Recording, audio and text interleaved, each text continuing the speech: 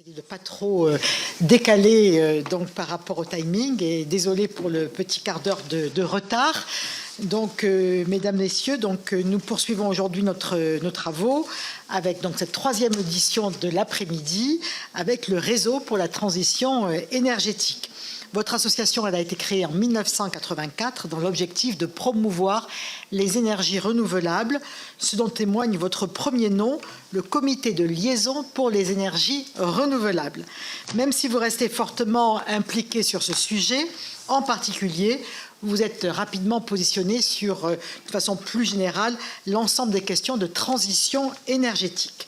Vous êtes ainsi connu pour avoir fondé en 2011 le réseau des territoires à énergie positive. Cette idée a été ensuite reprise en 2014 par Ségolène Royal, alors ministre de l'écologie, que nous avons d'ailleurs auditionné le mois dernier. L'idée derrière les territoires à énergie positive est de réussir à penser de manière systémique la transition énergétique en parvenant à la mettre en œuvre au niveau de plusieurs territoires pilotes. Concernant le sujet de notre commission d'enquête, vous êtes positionné à plusieurs reprises en faveur d'une accélération des politiques de rénovation des bâtiments. Vous écriviez ainsi dans l'éditorial du magazine Notre Énergie, paru en automne 2022, « Profitons du bouleversement de la politique énergétique française et de la révision de la stratégie française énergie-climat en cours pour faire enfin de l'efficacité énergétique une réelle priorité. » Vous faites un travail d'information sur la question et vous participez à la réalisation d'études sur la rénovation énergétique. Dans les derniers mois, vous avez notamment consacré 2 notes sur la rénovation énergétique des bâtiments.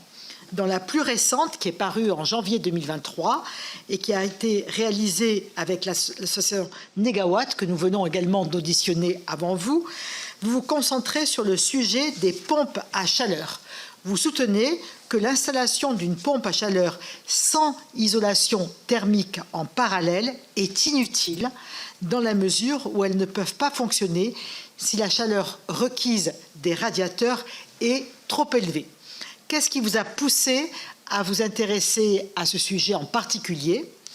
Quel jugement portez-vous à ce titre sur le dispositif MaPrimeRénov' qui, en excluant MaPrimeRénov' Sérénité, finance majoritairement des changements de chauffage?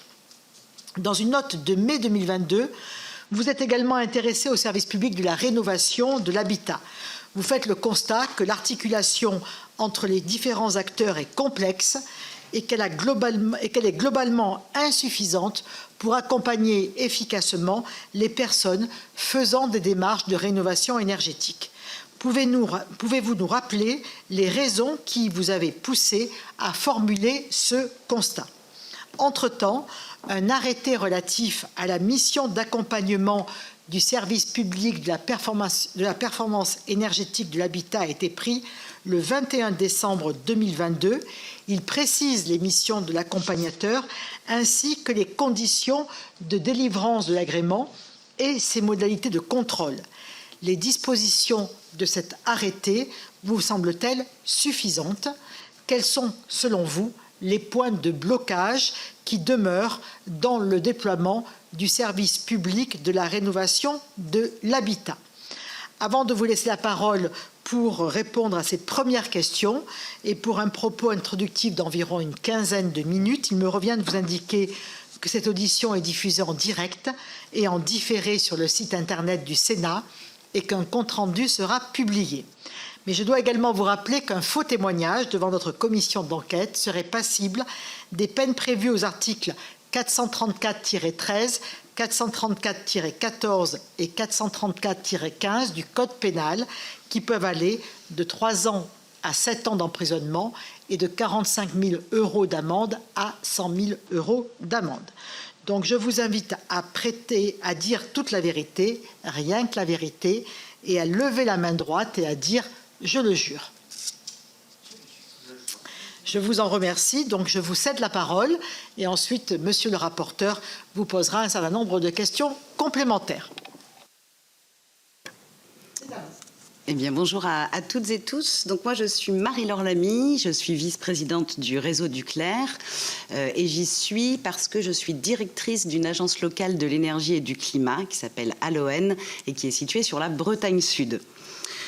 En introduction, je voulais rappeler et compléter cette très bonne introduction de qui est le réseau du Clair. Le réseau du Clair est aussi à l'initiative de la création du réseau des conseillers info-énergie dès 2001, donc il y a plus de 20 ans, en collaboration avec l'ADEME. Donc ce réseau qui a formé, animé et fait monter en compétences les conseillers qui œuvrent auprès des habitants de tous les Français qui souhaitent rénover et à l'époque même qui souhaitaient construire leur habitat. Donc c'est à ce titre aussi qu'on a beaucoup de choses à amener à cette commission et on est vraiment ravis d'être audités parce qu'on a plein de choses à vous dire et à partager avec vous.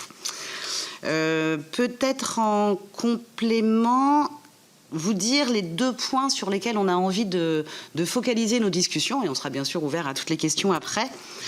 Le premier point, c'est ce rôle d'accompagnateur à la rénovation énergétique, donc ce service public d'efficacité énergétique de l'habitat. Donc ça va être notre premier point, en lien avec mon accompagnateur Rénov'.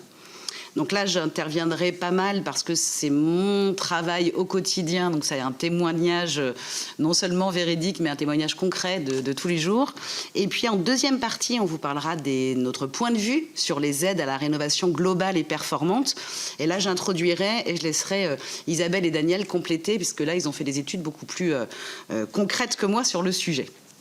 Donc, grand 1, mon accompagnateur Rénov', le service public de l'efficacité énergétique de l'habitat.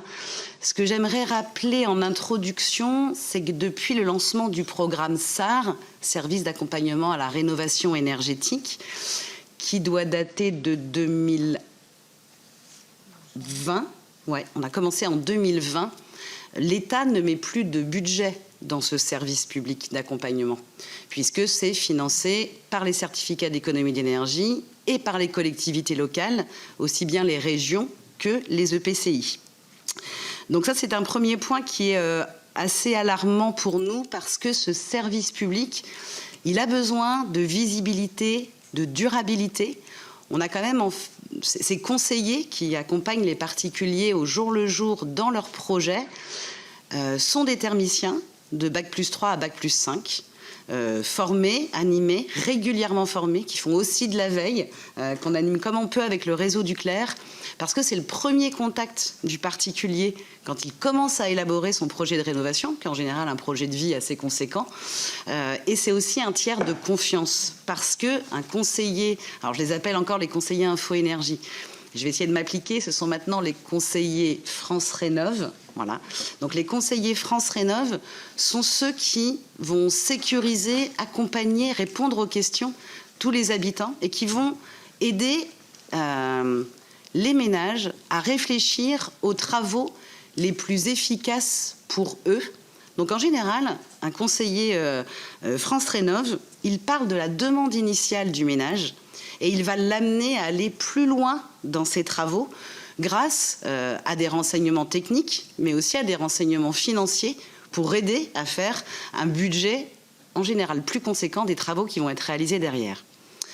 Aujourd'hui, vous avez en face de vous une directrice très inquiète parce que ça fait maintenant 12 ans que je dirige cette association où nous sommes 30 personnes salariées.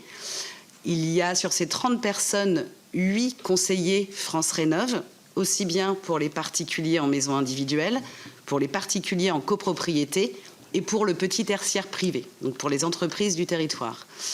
Je n'ai aucune visibilité sur les budgets que pourra mobiliser l'agence, ni même d'où viendront ces budgets au 1er janvier 2024.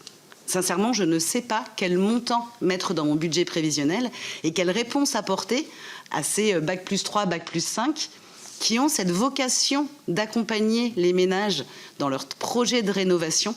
Aujourd'hui, on a une grosse incertitude. Ce sont des gens formés, compétents, passionnés par leur métier. Et aujourd'hui, on a un risque énorme de leur faire craindre pour leur avenir et donc qu'ils ne restent pas forcément dans nos agences. Je parle d'Aloen parce que c'est de ça que je connais le mieux, mais c'est le cas de toutes les agences locales de l'énergie ou les associations qui portent depuis 20 ans ce qu'on appelait des espaces info-énergie. Leclerc, c'est un quart des espaces France. Et Leclerc représente, on me souffle dans l'oreillette, un quart des espaces France Rénov' aujourd'hui. Donc c'est vraiment la remontée qu'on veut vous faire. On a besoin de visibilité, on a besoin de pérennité sur ces missions qui ont un taux de satisfaction de la part des ménages accompagnés de plus de 80% depuis 20 ans. Donc on a un service qui fonctionne. Ça, c'est le premier point sur l'existant. Nous, en Bretagne, on pratique le SAR depuis 2020. Il y a eu des bons côtés, des mauvais côtés. Le bon côté, c'est que maintenant, on peut clairement mieux évaluer le budget nécessaire pour avoir un nombre de conseillers suffisant sur les territoires. Le mauvais côté, c'est qu'on n'a pas de visibilité et surtout qu'on a ce fameux paiement à l'acte qui est très compliqué pour des personnes, pour des techniciens qui accompagnent des ménages. En fait, je pense que je ne vais rien vous apprendre, mais les ménages ne rentrent pas dans des cases. Ils n'ont pas tous besoin de la même chose au même moment.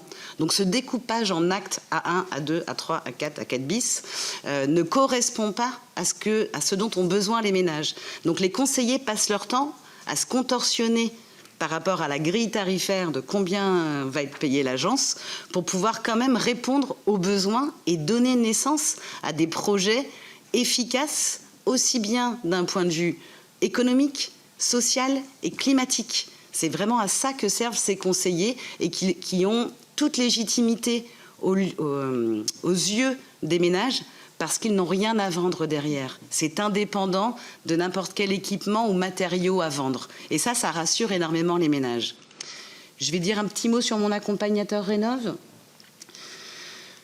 Pour en avoir discuté aussi bien avec l'ANA, avec la DGEC et avec des professionnels du territoire, on ne croit pas que mon accompagnateur Rénov' puisse être source de développement d'activités économiques. Je comprends la nécessité de faire naître des marchés. On passe notre temps à ça, à faire en sorte que la demande des ménages soit plus qualifiée et plus conséquente pour alimenter le marché des professionnels de la rénovation. Le problème, c'est que les ménages n'ont pas ce réflexe d'investir dans les études préalables. Donc en fait, on ne voit pas de rentabilité à cette étape d'accompagnement qui est nécessaire pour que les travaux soient faits correctement, dans le bon ordre et correspondent bien aux souhaits des ménages et aux caractéristiques techniques des bâtiments qu'il y a à rénover. Par contre, on craint vraiment qu'il n'y ait pas en face d'acteurs économiques. On a essayé, avec des diagnostiqueurs, avec des auditeurs, on a essayé de travailler. On n'arrive pas à atteindre un niveau d'engagement des ménages, un niveau financier, pour payer le temps nécessaire à l'étude thermique. Aujourd'hui, on l'a fait dans le cadre du SAR, c'est le fameux A3 et A4 bis et A4. Tout ça, on le fait aujourd'hui. Ça risque de tomber dans l'escarcelle du marché avec mon accompagnateur Rénov'. Je vais essayer de classer mes idées. La première chose, c'est que pour nous, des acteurs privés à but lucratif se lanceront dans cette aventure s'ils ont moyen, plus ou moins détourné, derrière de récupérer le temps qui ne sera pas rémunéré dans la vente de produits ou dans la vente d'équipements, par le biais de filiades ou de je ne sais quoi. Là, oui, pourra y avoir un accompagnement privé payant. S'il n'y a pas ça, il n'y aura pas d'offre. Et le deuxième point qui nous inquiète énormément avec mon accompagnateur Rénov', c'est que si on revient en gardant le mode de financement du SAR ou les mêmes niveaux de financement, au fait que les espaces conseils faire se limitent aux actes A1 et A2, donc sensibilisation et conseils personnalisés, derrière, on ne pourra pas rémunérer les conseillers au temps qu'ils passent. On prend beaucoup plus de temps que ce qui est valorisé aujourd'hui dans les actes que ce qui est rémunéré. Donc non seulement on pense qu'il ne va pas y avoir d'offre privée qui va pouvoir se lancer, et en plus, nous, on ne pourra plus faire notre travail puisqu'on ne sera plus rémunéré pour ces actes-là qui sont aujourd'hui beaucoup plus rémunérateurs que les actes A1 ou A2. Je pense que je ne rentre pas forcément dans les tarifs, mais on est à votre disposition si vous voulez des détails dessus. Et comme j'ai déjà beaucoup parlé...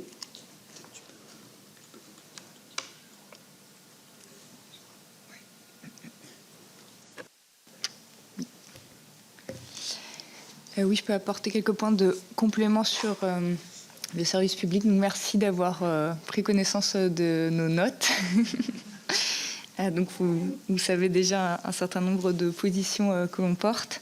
Et donc oui, en lien avec ce que Marie-Laure a dit, en fait, pour nous, c'est important d'attirer l'attention politique sur la situation de l'écosystème de l'accompagnement à la rénovation énergétique, qui a connu en fait des changements structurels et des bouleversements assez importants ces dernières années. Donc à la fois le défaut de lisibilité sur la pérennité et la pérennisation du service public via le financement. Et en fait, cette situation est assez inédite depuis le lancement du service public. En fait, les structures ne se sont jamais retrouvées dans cette position de n'avoir aucune visibilité à 9 mois en fait, de la fin du programme actuel de financement. Et à la fois, alors que parallèlement, en fait, c'est vraiment un moment où la demande est la plus forte des ménages pour avoir des conseils et être accompagnés dans leurs projets. Oui, et bien sûr en lien avec la crise énergétique qu'on connaît. Et donc il y a à la fois voilà, ce défaut de lisibilité, cette situation de mise en concurrence qui arrive et qui crée des incertitudes et une instabilité nouvelle, et un contexte de crise énergétique comme on le disait. Et donc l'intérêt pour les ménages d'avoir vraiment des personnes en première ligne pour les rassurer dans leurs projets. D'où la nécessité vraiment de pérenniser et de renforcer ce service public de la rénovation de l'habitat.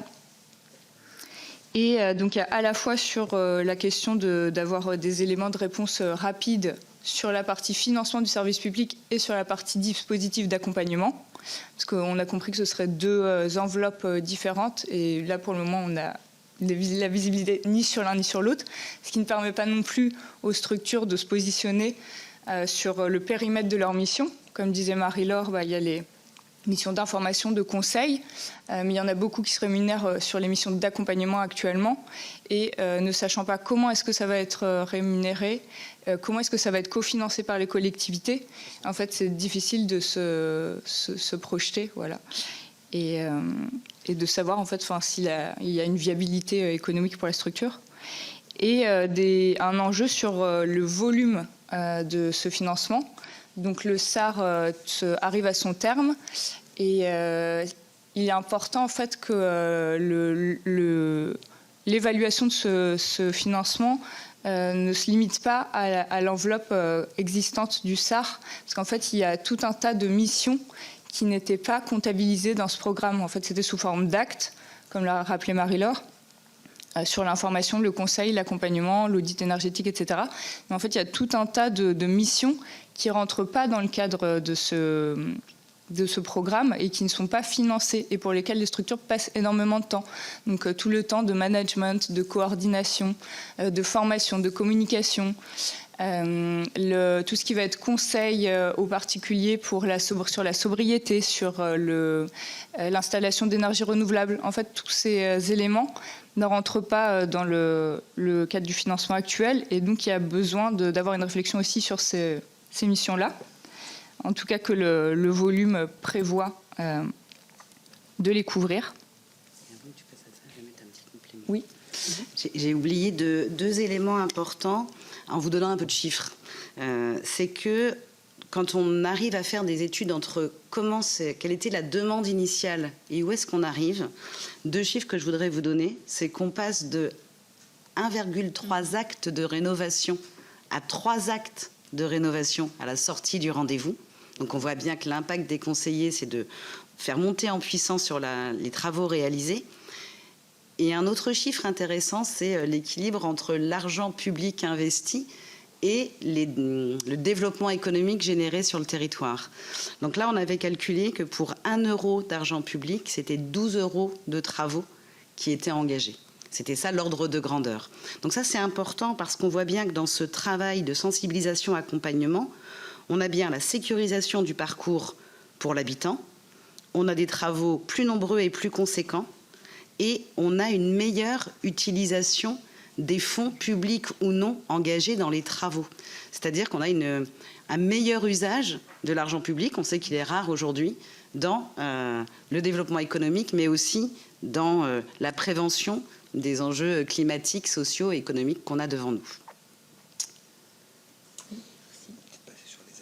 Allez, on passe sur les aides. Attends, j'avais quelques points d'attention sur les accompagnateurs Rénov', puisque la question nous a été posée. Oui.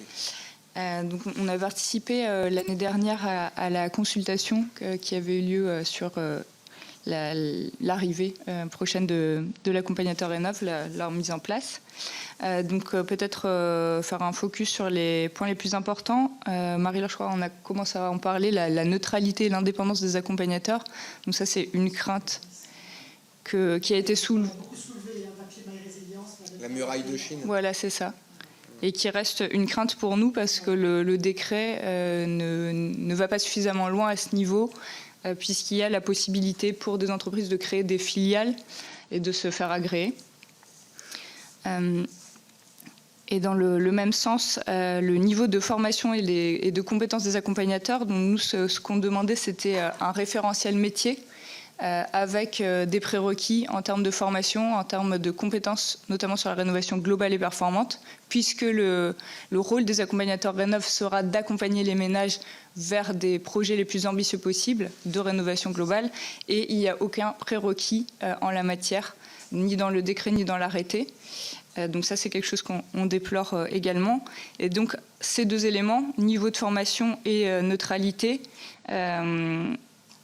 a une influence sur la capacité en fait, à orienter les ménages sur des parcours de rénovation les plus ambitieux, atteignant le niveau de performance le plus élevé, au regard, bien sûr, de la situation de départ des ménages. Et on va passer au grand 2, les aides financières à la rénovation globale et performante. Juste avant de vous repasser la parole, parce que vous êtes meilleur que moi sur les aides, parce que c'est tellement compliqué que même moi j'ai du mal à suivre, pour tout vous dire. Ça fait 12 ans que je fais ce métier-là, mais je n'arrive plus à me mettre à jour. C'est le travail des conseillers France Rénov', je vous rassure, eux, ils sont à jour dans les informations. Mais je voulais dire qu'on n'oppose pas du tout le monde associatif, privé à but non lucratif, et le monde privé à but lucratif. Il n'y a aucun souci. C'est qui est à la bonne place. Et quelque chose qu'on a envie de continuer à faire, qu'on faisait quand on était Espace Info Énergie, qui est beaucoup plus compliqué maintenant du fait de cette tarification à l'acte, c'est de mettre en réseau les acteurs locaux sur la rénovation. Et ça, on sait le faire. On a maintenant une crédibilité, un bel échange avec les acteurs locaux. On est parmi les mieux situés pour connaître les entreprises qui font du bon boulot et qui font du mauvais boulot. On n'a pas le droit de le dire, on ne le dit pas aux habitants, on n'a pas le droit, on franchit la ligne. Par contre, sachez que nous, ces informations-là, on les a, les retours, on les a. Et maintenant, nous pouvons parler des aides financières. À vous de jouer. Merci Marie-Laure. Merci Madame la Présidente. Effectivement, la mise en contexte de notre association a été extrêmement bien faite. On peut aussi ajouter quand même qu'on fait partie des éléments moteurs sur la lutte contre la précarité énergétique en France depuis plus d'une quinzaine d'années, puisqu'on héberge et on anime le réseau Rappel, donc des acteurs de lutte contre la précarité énergétique dans le logement depuis de très nombreuses années. Et c'est là où, en effet, tous les éléments de bonification qu'on propose de la politique actuelle, en fait, sont faites aussi dans un but d'améliorer la situation des ménages les plus en fragilité face à la transition et à ce que ça exige en réalité d'évolution et d'accompagnement.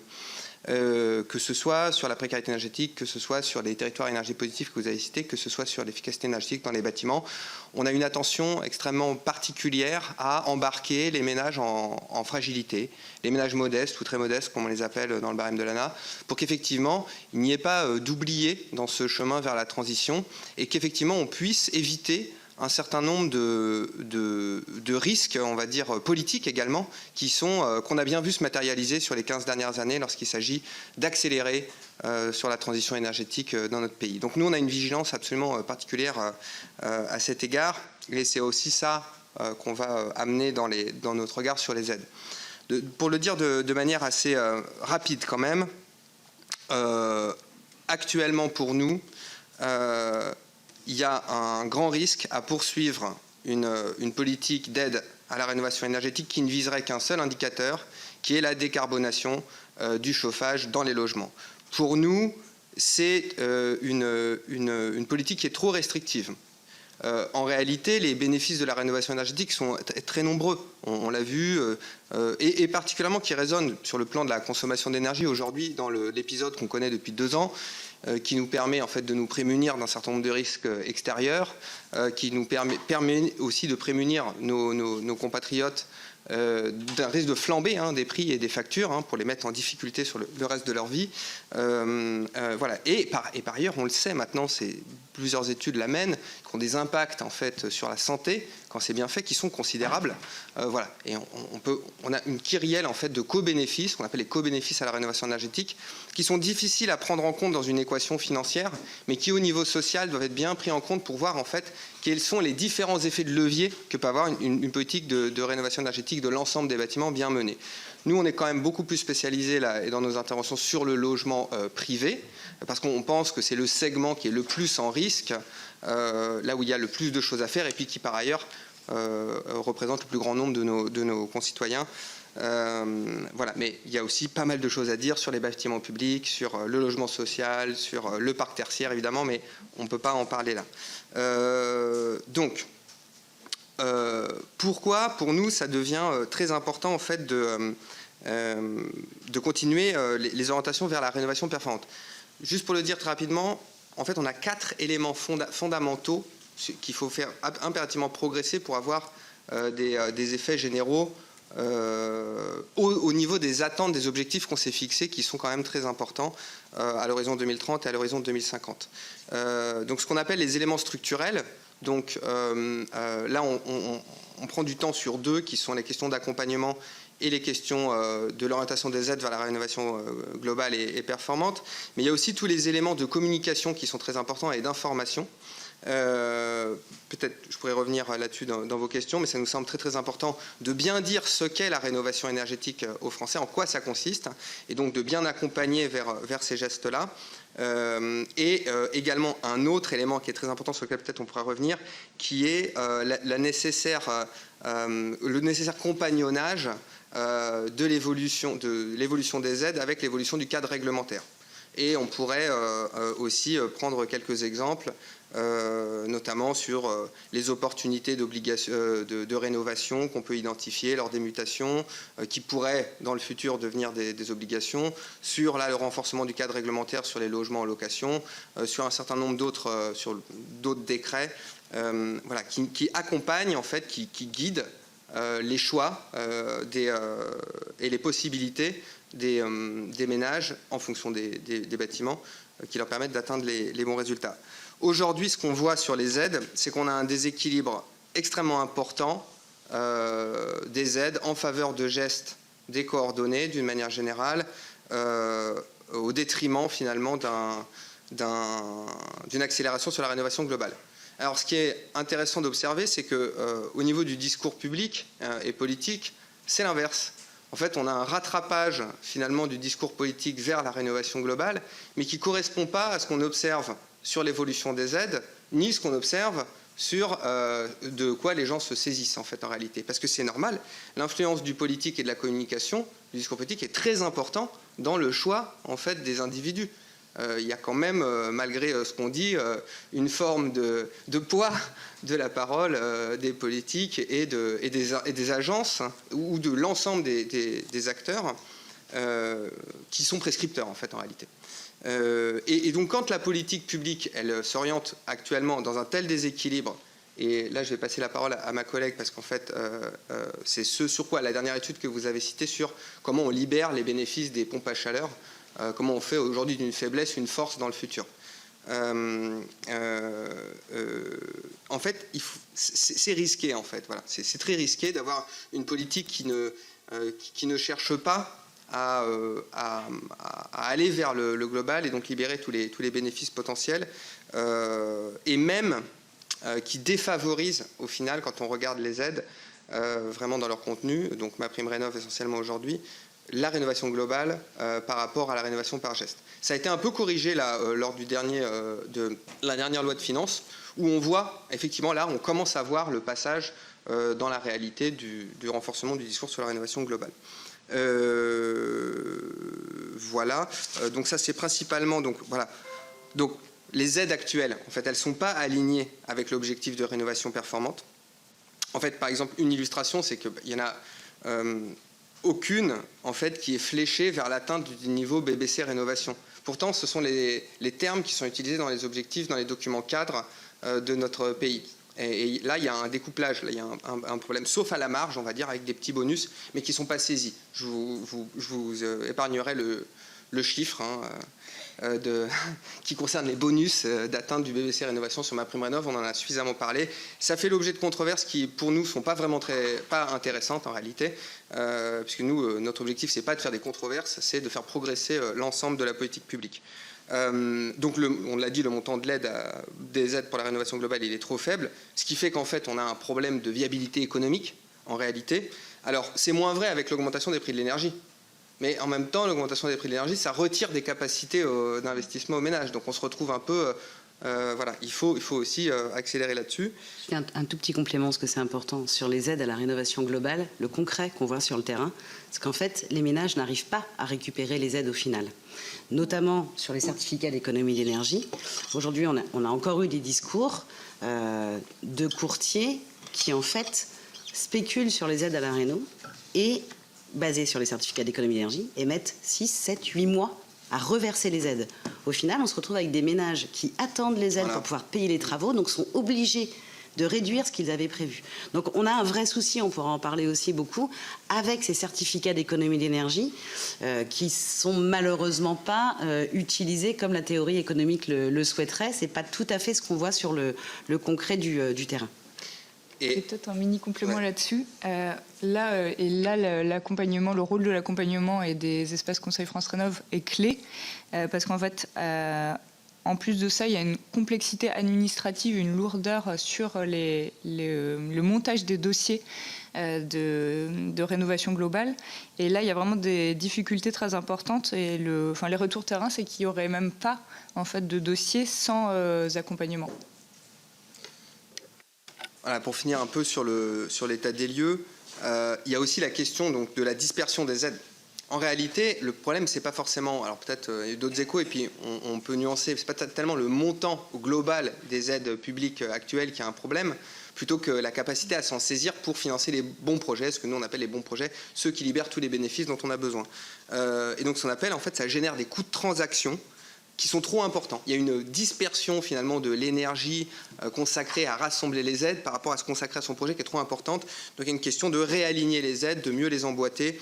C'est un peu une arlésienne, mais ça reste encore vrai. Et il y a un vrai problème de coordination entre de grands ensembles que sont MaPrimeRénov', les certificats d'économie d'énergie, sans parler du couplage avec, et l'alignement avec les aides locales qui sont innombrables. Par ailleurs, on a toujours ce problème de reste à charge très important pour les ménages modestes, parce qu'il n'y a aucune raison en réalité, alors que ce sont ces ménages-là qui en ont le plus besoin, et bien souvent les bâtiments dans lesquels ils habitent qui en ont le plus besoin, en fait, de proposer des solutions moins-disantes à ces ménages-là, au prétexte qu'ils ne sont pas dans la capacité financière. Non, là il y a une forme de subsidiarité collective. Il faut franchir ce pas, mais en réalité, le montant cumulé des bénéfices qui sont générés pour la collectivité quand elle se substitue au ménage, y compris quand il est propriétaire, dans la rénovation de son logement, dépasse largement en fait, le montant qu'on investit à un moment T. Donc ça, c'est vrai que c'est difficile à matérialiser comme équation financière, mais c'est la réalité. Ça a été mesuré, voilà, notamment par Rénovons. Voilà. Et par ailleurs, ce qu'on voit, et là il y a un gros problème sur les 2-3 dernières années, c'est qu'on a des dispositifs nécessaires à la lutte contre la précarité d'aide au paiement des factures, mais qui rentrent au volume auquel ils sont aujourd'hui fixés, en concurrence complète avec le financement de la rénovation des logements. Et donc pour nous aussi, il y a cette idée, c'est un peu hors du champ de la mission d'enquête, mais de ramener à l'aide au paiement des factures à ceux qui en ont réellement besoin. Et quand même de laisser jouer, parce que en fait, ça va avoir des effets très bénéfiques, le signal prix de l'énergie sur un certain nombre de personnes, de ménages qui ne sont pas en risque en fait d'augmentation des prix de l'énergie. Par contre, sur leur passage à l'acte, sur la rénovation de leurs biens, ça peut être un déclencheur très très important. Et aujourd'hui, ils ne s'en rendent pas compte. Merci. C'est peut-être, monsieur le rapporteur, vous poser quelques questions quand même. Merci beaucoup. Merci Madame la Présidente. Merci pour vos interventions et vos explications. J'avais peut-être quelques Quelques questions ou précisions, déjà pour rebondir sur ce que vous avez dit sur la question de... Bon, on sait qu'on veut tous aller vers de la rénovation globale, comment on le fait et comment on y arrive, et sur le fait qu'on a plutôt un dispositif qui, pour l'instant, pousse plutôt à rénover par geste. Quand on a auditionné Julien de Normandie, il était plutôt opposé à dire il faut quand même garder des aides sur les gestes, parce que c'est un moyen de rentrer dans le dispositif et ensuite on va vers la rénovation globale. On a d'autres intervenants qui nous disaient totalement l'inverse, en disant non, il faut au contraire vraiment cibler et vraiment maximiser sur la rénovation globale, et on a eu tout à l'heure une table ronde là-dessus. Donc voilà, savoir un petit peu ce que vous pensiez par rapport à ça, en tout cas sur la stratégie à mener pour arriver justement à cette rénovation globale. Ensuite, peut-être aussi une question sur, vous l'avez un petit peu évoqué, mais c'est pareil, c'est des choses sur lesquelles, là pour le coup, puisqu'on a fait pas mal d'auditions, auditionné la plupart des ministres logement et de l'écologie sur les dernières décennies, sur les choix qui ont pu être faits entre l'interdiction, les moyens coercitifs, on va dire, pour arriver. Donc il y avait le choix de l'interdiction de location, c'est ce qui a été décidé, ou alors c'était de dire on oblige à la vente à faire en sorte que justement on puisse rénover les logements, et ça se fera à la vente parce que c'est le moment justement où il y a cette possibilité-là, et donc le choix a été fait plutôt sur l'interdiction de la location.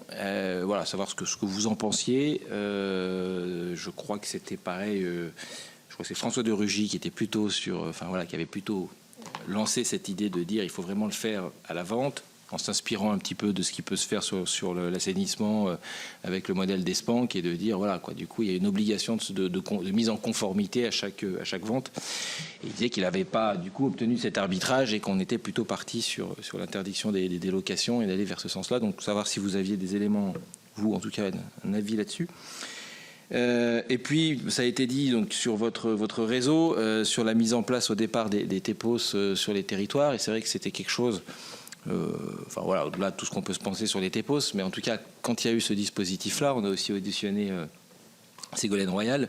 Ça a permis de mettre en place sur pas mal de territoires, et souvent de territoires assez petits, plutôt ruraux, des plateformes de rénovation, et sur lesquelles, en tout cas moi, tous ceux que j'ai pu voir, qui fonctionnaient plutôt très bien, justement parce que je trouve que c'était des modèles assez performants, assez vertueux, parce qu'on avait de l'accompagnement très de proximité, du coup de la confiance, et donc du coup des gens qui se lançaient dans de la rénovation globale, de la confiance aussi avec les entreprises, parce qu'en général il y avait un réseau d'entreprises qui s'était monté à côté.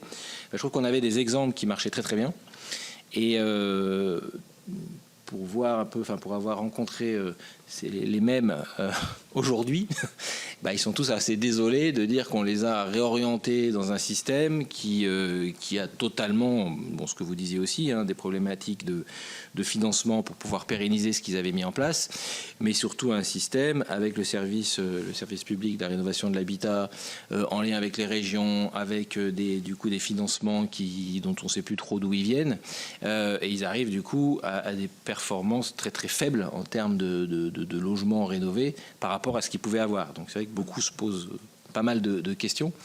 Je sais que vous préconisez dans votre rapport que ça soit plutôt sur les services publics de la rénovation de l'habitat, que ça soit plutôt les régions du coup qui soient animateurs et qui aient le côté financement. Moi je trouvais ça intéressant à condition que vraiment on raisonne par intercommunalité, parce que moi il me semble que c'est vraiment l'échelon qui me paraît le plus intéressant, à la fois en termes de proximité et donc d'avoir ce lien entre région et interco. Mais il me semblait que c'était quand même ça qui pouvait être intéressant. Donc voilà, du coup, avoir votre avis aussi là-dessus. Merci. Merci. Comme d'hab, je commence et je vous laisse compléter derrière. Moi, j'ai 4 points. En général, j'en ai 3, mais là, j'en ai 4. Le premier point, c'est qu'aujourd'hui, donc on le disait, les aides à la rénovation globale sont impossibles sont très, très compliquées à mobiliser.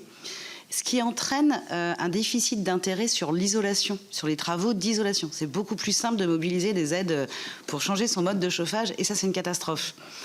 Énergétiquement parlant, commencer à changer sa chaudière, on va calculer sa puissance sur l'état actuel de sa maison ou de son appartement, et derrière, quand on va rénover, on aura une chaudière ou une installation trop puissante. Ça, c'est du gaspillage et d'énergie et de finances privées et de finances publiques. Donc la première chose, c'est si on garde des financements à l'acte, il faut qu'à minima, ce soit l'isolation qui soit priorisée dedans. La deuxième chose, j'ai oublié d'en parler tout à l'heure, donc j'en profite là, c'est aussi ces matériaux biosourcés dont on ne parle pas assez. Pour relever les défis économiques, sociaux, climatiques, biodiversité, énergie qu'on a aujourd'hui, il faut qu'on arrive à booster ces matériaux biosourcés. D'une, parce qu'ils vont aller chercher des ressources locales, économes en déplacement, en transformation. On a des vraies filières à développer aujourd'hui qui seront différentes d'une région à une autre. C'est aussi du développement d'emplois et de compétences en local. Donc c'est aussi un enjeu économique et social. On parle souvent à tort des biosourcés pour parler de confort d'été. Même en Bretagne, je vous rappelle que je viens de Bretagne, la question, c'est pas le confort d'été, c'est l'habitabilité de nos logements l'été, y compris en Bretagne. Et là, on sait que les caractéristiques des matériaux biosourcés sont très intéressantes sur ça. Le troisième point, ce dont on a besoin, et j'ai bien aimé que vous citiez le terme confiance. Donc en Bretagne, on avait, avant le programme SAR, développé un grand nombre de ce qu'on appelait des plateformes locales de la rénovation de l'habitat, qui avait donné naissance à un truc fantastique, c'est au rapprochement des services énergie et habitat à tous les niveaux, dans les collectivités locales, mais aussi au niveau de la région. Et ça, c'était une source d'efficacité énorme. Donc, on connaît comment organiser les acteurs et comment laisser la possibilité à chaque écosystème d'acteurs locaux de s'organiser suivant les acteurs présents. Et ça, on l'a déjà fait. Donc c'est décousu, il n'y a pas si longtemps que ça. On peut encore le faire, mais il ne faudrait pas traîner pour ne pas se retrouver, être en concurrence entre acteurs locaux, ce qui est en train de se passer. Les aides lisibles. Quand je vous le disais tout à l'heure, moi je suis incapable aujourd'hui de conseiller un ménage parce que je ne connais plus l'imbrication des aides. C'est quand même dingue, ça fait 12 ans que je travaille dans ce domaine-là. Donc au moins des aides lisibles, compréhensibles. Et puis la dernière chose que je voulais dire, c'est que ce qu'a permis le SAR, par contre, c'est le service d'accompagnement à la rénovation énergétique, là, ce programme de financement, c'est d'aller chercher systématiquement la contribution des collectivités locales. Donc on a aujourd'hui 25% de contribution locale, 25% région et 50% certificat d'économie d'énergie. Ce n'était pas le cas avant, on a toujours eu la région, nous par exemple, mais là les collectivités locales maintenant sont investies dedans. Sauf qu'elles sont investies dans des contraintes budgétaires qui ne sont pas simples. Je pense que je ne vous apprends rien sur les EPCI. Mais voilà, quel est l'avenir de ça? En tout cas, les collectivités sont maintenant engagées pleinement dedans. Comment on rebondit là-dessus de manière plus durable? À vous. Oui. Alors, je vais commencer par la dernière question sur la gouvernance en fait, du service public. Peut-être apporter quelques petits points compléments. En fait, effectivement, nous, on pense que l'échelon régional est le bon. Et donc, c'est pour ça qu'on proposait d'instaurer une compétence obligatoire en fait, pour les régions de pilotage, animation et cofinancement du service public.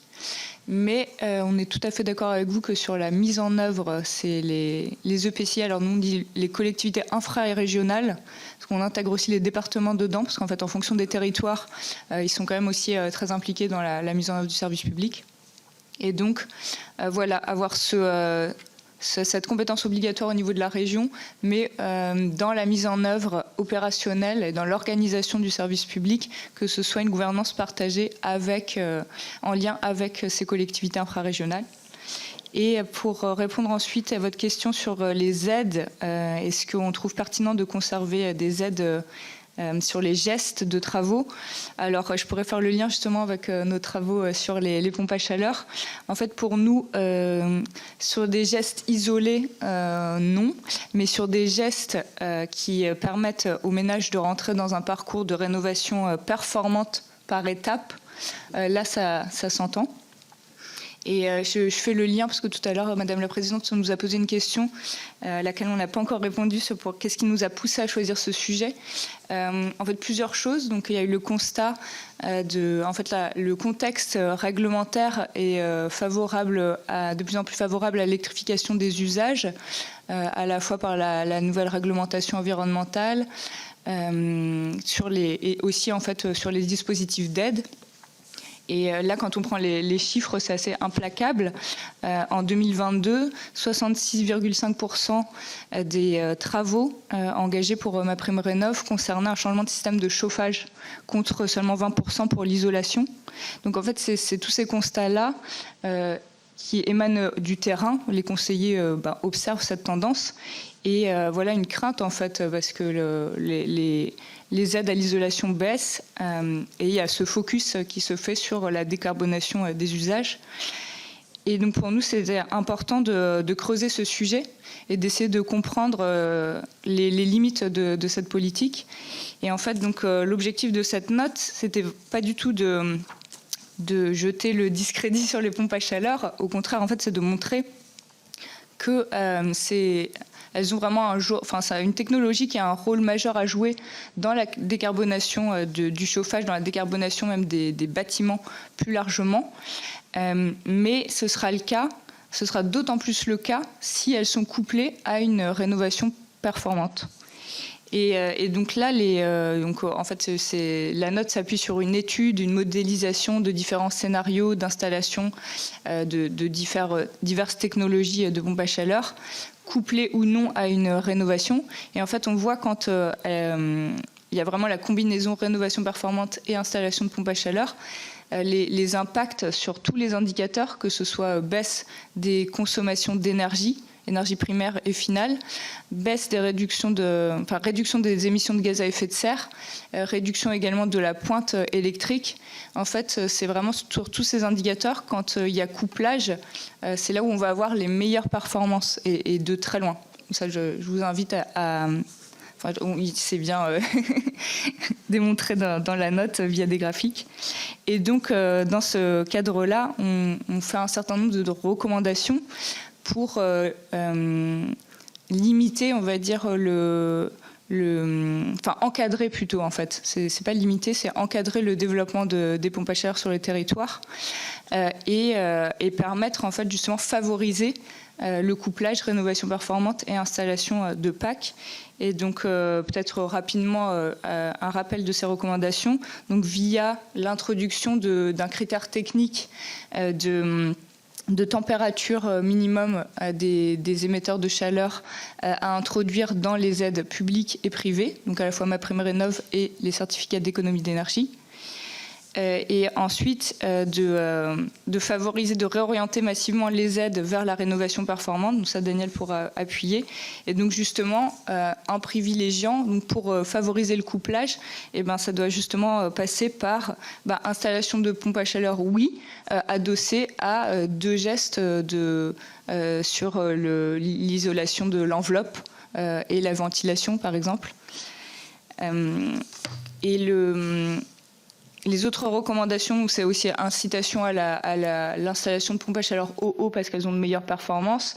A contrario, limiter l'installation de pompes à chaleur haute température ou pompes à chaleur hybrides qui vont être justement moins performantes et les limiter à des scénarios assez spécifiques, par exemple, impossibilité de rénover de manière performante. Et ensuite, les autres recommandations, donc ça c'est surtout les recommandations concernant les dispositifs d'aide. Et ensuite, on a une recommandation sur le passage obligatoire par un espace conseil France Rénov' avant changement de système de chauffage, justement en fait pour plusieurs raisons, en fait pour vraiment avoir un conseil le plus pertinent sur son projet de rénovation neutre et qui permettent également en fait de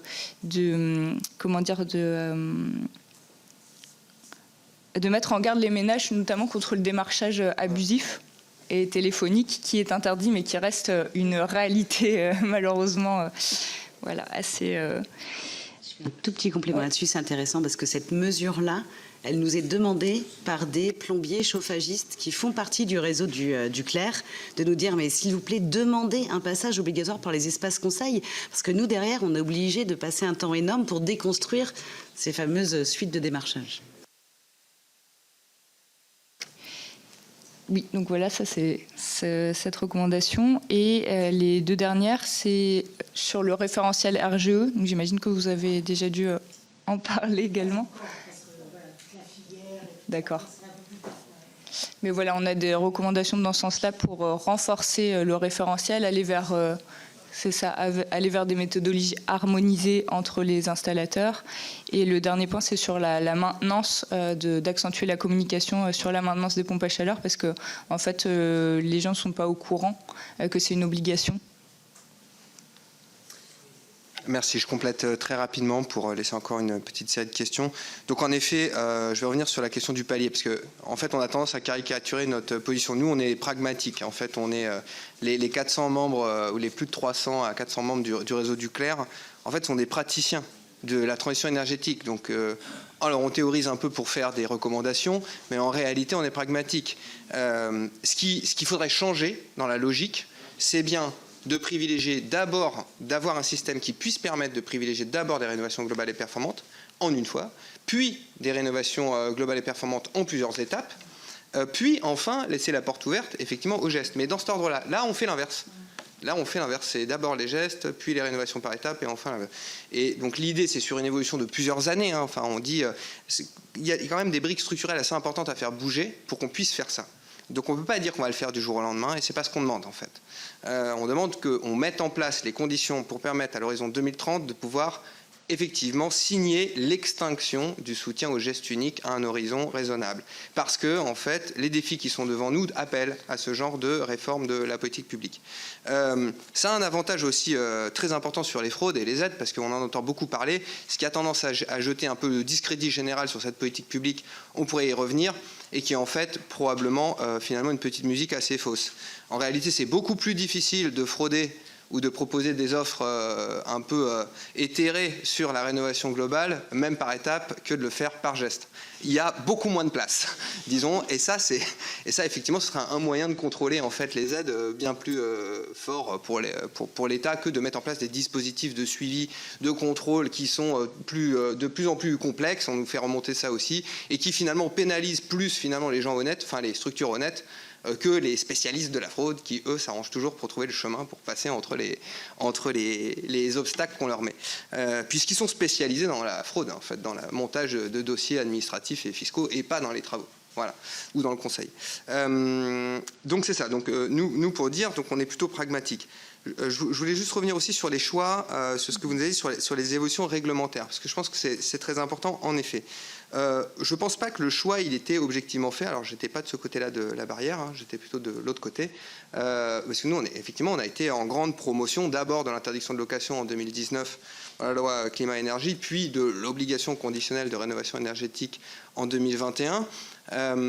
Les deux lois résonnent quand même, parce que l'une est un vrai approfondissement de l'autre, sachant qu'au milieu, il y a quand même la Convention citoyenne pour le climat qui fait accélérateur et qui effectivement met bien la lumière sur la précarité énergétique. Pourquoi l'interdiction de location des passoires? Parce que, on va donner deux éléments importants. Un, ces passoires en location sont en fait la propriété, ça c'est l'INSEE qui dit, de ceux qui ont le plus moyen de rénover leur logement, et qui devrait en fait, dans une approche patrimoniale un peu responsable, mais qui n'est pas encore tout à fait la culture française, il faudrait que ça le devienne. Et puis l'importance de la précarité énergétique dans ces passoires, dans ces logements de location. Il y a une surreprésentation massive des situations de précarité énergétique dans les logements passoires en location. Donc les rénover, ça fait du sens que ce soit la première brique où il y a un vrai renforcement. Et là, il y a un vrai coup de chapeau à tirer au gouvernement, en fait, en réalité, sur le fait que pour l'instant, ça tient. Voilà. Et en vrai, je sais que tout le monde ne partage pas cette opinion, et je vois bien les difficultés, mais il y a un vrai signal. Aujourd'hui, 30% des propriétaires bailleurs sont prêts à passer à l'acte de rénovation pour rénover leur passoire. Avant cette disposition réglementaire, c'était zéro. Voilà. Donc, et ça, c'est juste un élément d'orientation supplémentaire du choix qui fait qu'on a un tiers de la cible concernée qui décide de passer à l'acte. Franchement, on n'aurait pas pu rêver mieux. On constate quand même qu'il y a aussi pas mal de propriétaires qui passent à l'acte de vente plutôt que ne sachant qu'ils n'arriveront peut-être pas à rénover leur logement et à les rendre de nouveau moins énergivores, quoi. Absolument. C'est un choix qu'il aurait offert, c'est possible. Alors nous, ce qu'on dit par exemple, c'est sur les propriétaires bailleurs modestes et très modestes, là il y a un vrai renfort des dispositifs et nous on s'emploie, via le PLF notamment, à en fait renforcer les dispositifs de soutien pour les propriétaires bailleurs modestes et très modestes, parce que eux effectivement ça pose une contrainte qui est en fait il leur faut une échappatoire, il leur faut une porte de sortie, et pour nous ça passe aussi par du soutien public et de l'accompagnement et de conseil. Aujourd'hui par exemple sur MaPrimeRénov', on n'a que 5000 propriétaires bailleurs qui sont accompagnés par l'ANA par an. Face au défi qui vient de la borne de 2025-2028, même si on prend plus de temps en réalité, il faut absolument renforcer l'accompagnement pour les propriétaires bailleurs modestes.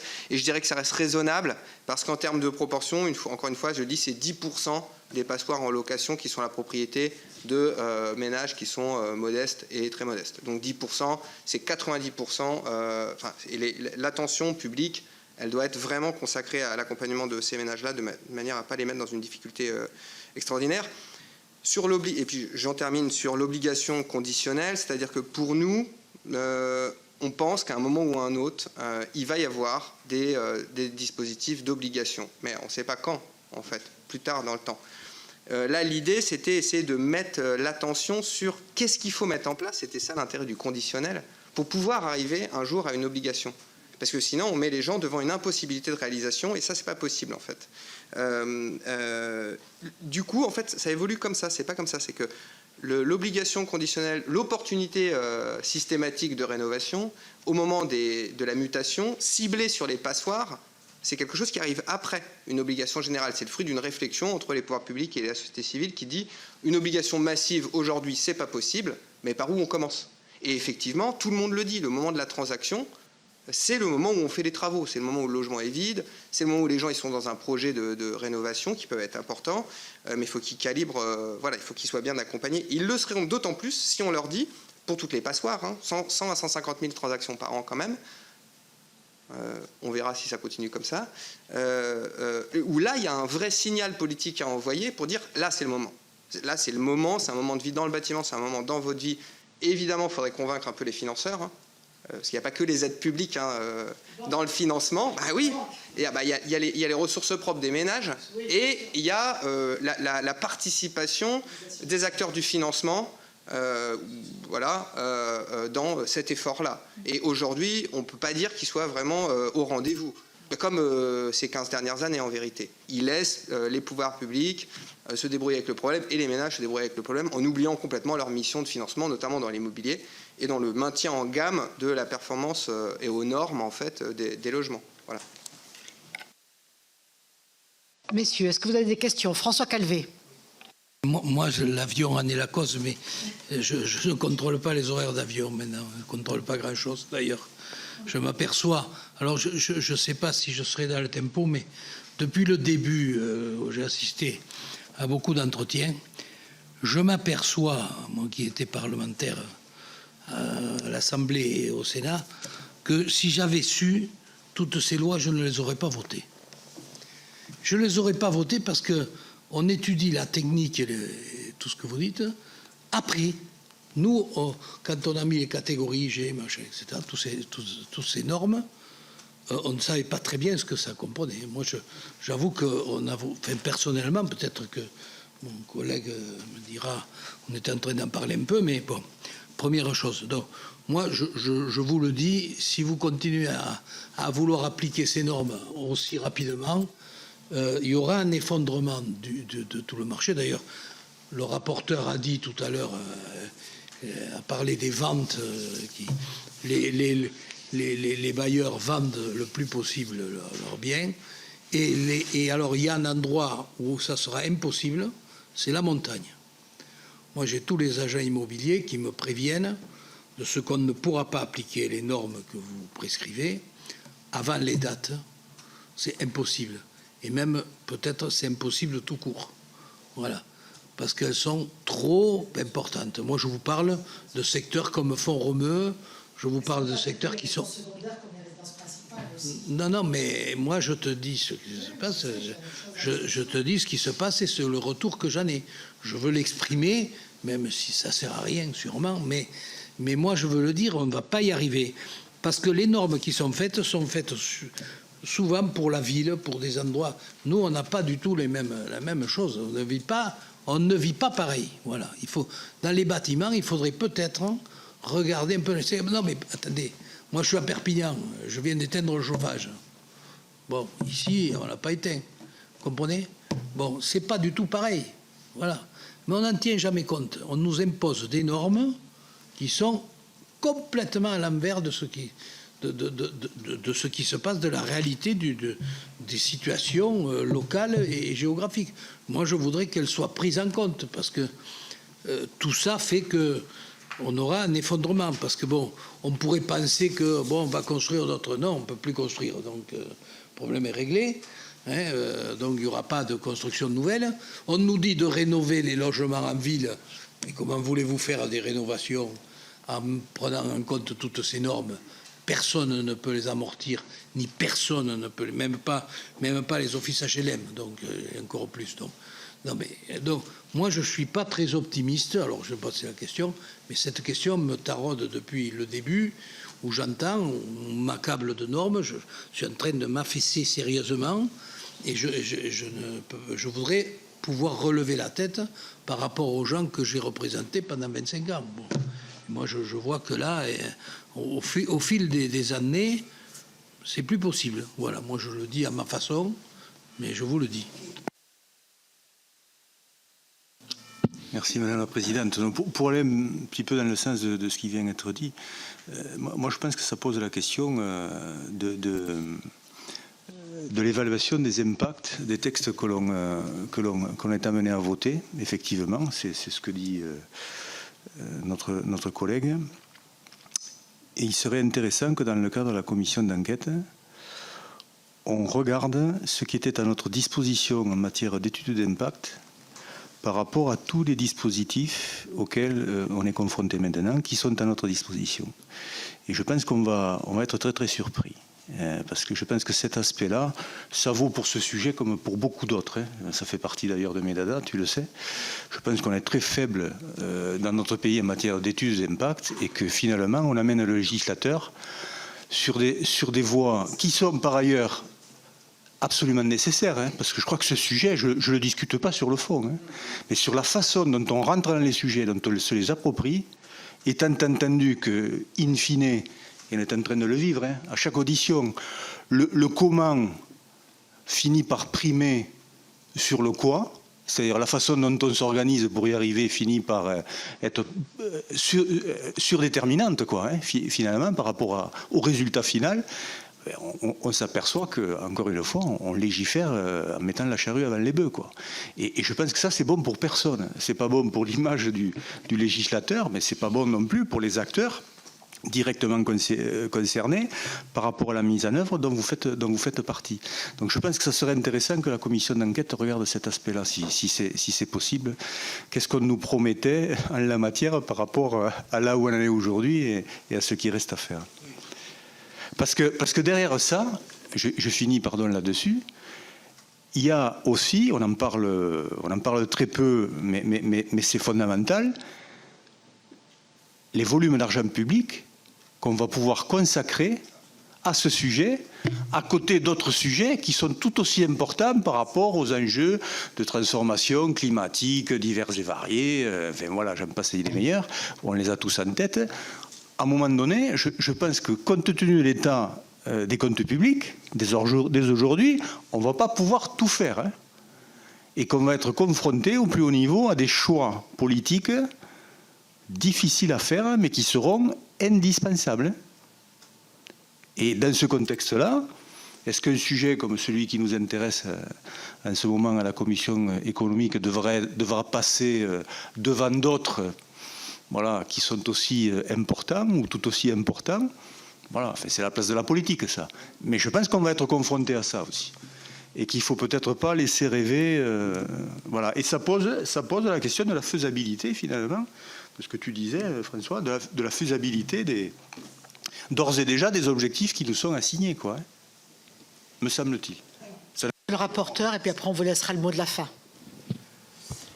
Oui, non, merci. C'est plus par rapport aux remarques qui viennent d'être faites. Sur ce qui a été dit, la difficulté de mise en œuvre, en tout cas, de ce qui a pu être voté et des différentes mesures qui ont été prises. C'est un peu justement le but de cette commission d'enquête, c'est de s'apercevoir que voilà, pourquoi justement on a eu, on ne peut pas dire qu'il n'y a pas eu d'action politique, on ne peut pas dire qu'il n'y a pas eu d'argent non plus, enfin, on peut toujours dire plus, mais il y a eu quand même des milliards qui ont été mis sur la table, il y a eu des objectifs, ce qu'on disait tout à l'heure, hein, des objectifs très forts qui ont été donnés. Il y a quand même aussi un consensus politique, on le disait aussi, c'est quand même rare que sur un sujet comme ça, tout le monde soit à peu près d'accord, en tout cas pour dire il faut le faire, il faut y aller, en tout cas c'est intéressant. Et ben même dans ce cas-là, on s'aperçoit que ça marche pas, quoi. Enfin, en tout cas que ce qui a été mis en place est loin de tenir les objectifs. Donc moi c'est vraiment le but justement de cette commission d'enquête, c'est d'essayer de comprendre pourquoi. Alors c'est sûr que c'est pas simple, enfin, je veux dire, ça touche à différents niveaux, mais je pense que l'idée des études d'impact en fait sur les différents textes et de voir un petit peu ce qui avait peut-être pu être imaginé, en tout cas voilà, et de voir là aujourd'hui ce que ça comment du coup ça se traduit réellement dans les faits, ça je pense que ça peut être un aspect particulièrement intéressant. Après, là où je mettrais peut-être un bémol, je ne sais pas si c'est un bémol, mais en tout cas, c'est qu'on est quand même dans une politique, quand tu dis qu'il faut pas faire rêver, voilà, je pense qu'on a quand même la chance d'être sur un sujet où l'argent qu'on met, ça a été dit tout à l'heure, je crois 1 euro va générer 12 euros en termes de travaux, etc., enfin d'économies sur les territoires. Mais surtout, c'est que les interventions qu'on fait, elles ont quand même, si on arrive à les faire correctement, un intérêt directement. Non, mais je veux dire, oui, non, mais je veux dire, c'est que. Il ne faut pas faire rêver, c'est pas les gens pour leur maison par rapport aux travaux qu'ils engagent, c'est pas ça. C'est par rapport aux moyens nécessaires. Oui, mais. C'est par rapport aux moyens nécessaires pour arriver au bout de ce programme, au demeurant absolument nécessaire. Tu vois, c'est ça. C'est dans ce sens-là que je dis il faut pas penser que voilà. Je pense que ça engage des sommes absolument gigantesques, quoi. Voilà. Et je suis pas sûr qu'on l'ait bien mesuré, quoi. Après, on n'est pas obligé de partager. Allez, on vous laisse le mot de la fin. En réalité, alors, je pourrais essayer de répondre à messieurs les sénateurs très très vite, parce qu'en plus vous avez raison. Alors. En réalité, nous aussi, hein, en fait, on milite vraiment pour l'efficacité de la dépense publique. En vrai, et particulièrement dans ce secteur-là, parce qu'il y a effectivement des bénéfices à attendre et il faudrait qu'ils soient au rendez-vous pour justement, en fait, ne pas tromper les gens. C'est pas tellement les faire rêver, c'est juste leur éviter des déconvenus sur leurs factures après investissement qui sont très importants. Et alors, en fait, quand même, en réalité, on a beaucoup progressé. En fait, on est quand même dans un domaine qui est très technique, hein. On parle de bâtiments, d'énergie, on parle de mode constructif, on parle de schémas, des fois, d'urbanisation et tout. Donc, faire progresser la statistique et la connaissance publique via les données et les outils qu'on a aujourd'hui conçus, et parfois grâce au CEREMA ou à d'autres outils qui sont directement des outils publics, hein. Il faut continuer. On a mis en place l'Observatoire national de la rénovation énergétique. On avait déjà en place l'Observatoire national de la précarité énergétique. C'est des outils qui patiemment amènent à équiper l'État de capacités de décision qui sont beaucoup plus précises, parce qu'on met en phénomène, on met en lumière des phénomènes, des potentiels, des zones où il y a beaucoup de passoires, alors qu'on était incapable de faire ça il y a quelques années. Moi, quand j'ai commencé il y a 8 ans, on n'avait pas ces données-là. On était dans la préhistoire de la donnée et de la statistique, et ça a au moins pour avantage, hein, des fois le numérique sert à quelque chose, de pouvoir justement appuyer l'État dans sa prise de décision par la mise en lumière de certaines données, et leur rassemblement. Et là où vous avez raison, c'est que de toute façon, il y a des exceptions. Il y a forcément des territoires, quand on parle d'atteindre des objectifs, on est en moyenne. On n'est pas sur on est sur en moyenne, donc ça veut dire qu'il y a des espaces où en fait c'est possible, il y a des espaces où c'est pas possible. Par contre, sur le fait qu'il faut rénover les logements dans les territoires de montagne, alors il faut trouver les moyens de pouvoir le faire, en effet, et ça demande certainement beaucoup plus d'attention et de moyens que dans d'autres endroits, vu la nature des contraintes qu'il peut y avoir. Là aussi, de toute façon, je pense que pour le bien-être des habitants, il faudra trouver les moyens de le mettre en place. Alors, c'est peut-être pas forcément les territoires prioritaires, mais il faudra que ça le devienne. Et sur l'évaluation de la politique publique menée, tout à fait d'accord avec vous. On est dans un pays où ça n'a pas progressé suffisamment le suivi et évaluation des politiques publiques, donc avec l'analyse précise de l'effet en fait des décisions qui sont prises, que ce soit réglementaires ou d'investissement public, en fonction des indicateurs qu'on cherche à poursuivre. Hein. Et nous, on tient à rappeler qu'en fait, cette politique publique, elle ne sert pas qu'à poursuivre l'indicateur de baisse des émissions, mais bien autre chose, et qu'effectivement, on souhaite ardemment, par exemple, qu'il soit mené une étude qui rassemble et fasse l'état des lieux de la mise en œuvre des réglementations existantes, avec du pour, du contre, et voilà, tout à fait. Mais ça n'existe pas. On n'a pas d'études sur la réglementation pour le renforcement des contraintes ou des normes de rénovation énergétique. Aujourd'hui, on n'a pas. Donc, on ne peut pas faire ce travail rétrospectif, en réalité. Et ça, ce n'est pas les associations qui ont le moyen de le faire. En fait, c'est vraiment un travail de collaboration qu'il faut développer, pour lequel nous, on est très clients. Et en plus, on devient de plus en plus spécialisé dans le travail, le suivi des travaux parlementaires ou des exécutions budgétaires. Donc, voilà. Merci beaucoup, Daniel et Isabelle. C'est une forme de question. J'ai le souvenir d'une loi, alors excusez-moi, je ne me souviens plus de l'intitulé exact, où on avait eu un débat, et ça n'avait pas abouti, sur la fiche, alors ce n'était pas le terme utilisé, la fiche bâtiment, ou une fiche technique associée à chaque bâtiment, caractérisant en fait, c'était quoi le terme ? C'est carnet d'entretien passeport numérique. Ah, c'est oui, le passeport du logement. Bon, ça, bâtiment, oui. Ça, c'est pas rentré, voilà. Si, et si. Dans Climat et Résilience, hein. C'était Climat et Résilience. Oui, ouais, parce qu'on avait. Avant, mais après c'est revenu dans Climat. C'était dans les Landes déjà, non? On avait même eu la discussion dans les Landes déjà. Liberté de la création, architecture et patrimoine. Il y avait eu ça aussi. Mais dans Climat et Résilience. Et c'est rentré dans Climat et Résilience. Alors pardon, parce que je devrais le savoir, je l'ai loupé. Je pense à ça par rapport aux statistiques que vous évoquez. Parce que ça, c'est un outil.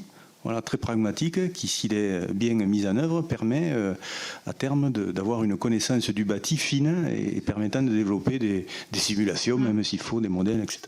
Pardon. Je peux juste dire rapidement un tout petit mot, oui. Parce que je vais rebondir sur cette notion d'étude d'impact. Moi, je suis économiste à la base, spécialisée en économie publique, et vraiment, j'attire votre attention sur les critères d'évaluation qui vont être utilisés. Parce que la rénovation énergétique, il y a un côté social, réduction des inégalités, il y a un côté montée en compétences locales, utilisation des ressources locales, confiance entre les acteurs, on en a déjà parlé.